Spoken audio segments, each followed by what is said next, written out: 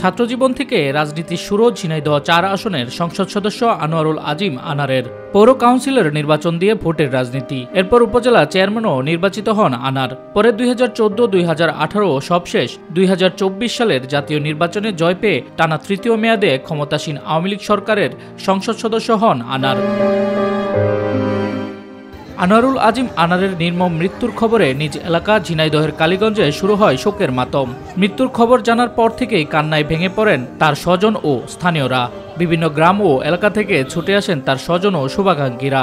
সকলে একে অপরকে সমবেদনা জানাতে চেষ্টা করছেন। হত্যাকাণ্ডের সাথে যারা জড়িত, যারা করেছে তাদের তদন্ত করে আমি তাই নিয়ে আসে সঠিক বিচার চাই।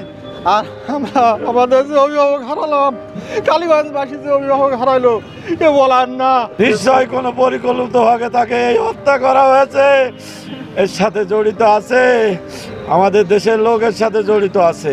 যে উনি তার ছোটবেলা থেকেই মানুষের সঙ্গে কাছাকাছি থেকেই উনি চলেছেন। নেতারা বলছেন জনগণের প্রকৃত সেবক ছিলেন তিনি। জনগণের প্রয়োজনে নিজেই মোটরসাইকেল চালিয়ে দিনে অথবা রাতে যখন প্রয়োজন তখনই নির্বাচনী এলাকার প্রত্যন্ত অঞ্চলে যে কোনো গ্রামে পৌঁছে যেতেন। সংসদ সদস্য নির্বাচিত হওয়ার পর এলাকায় কখনো তাকে পুলিশ প্রটোকল ব্যবহার করতে দেখা যায়নি।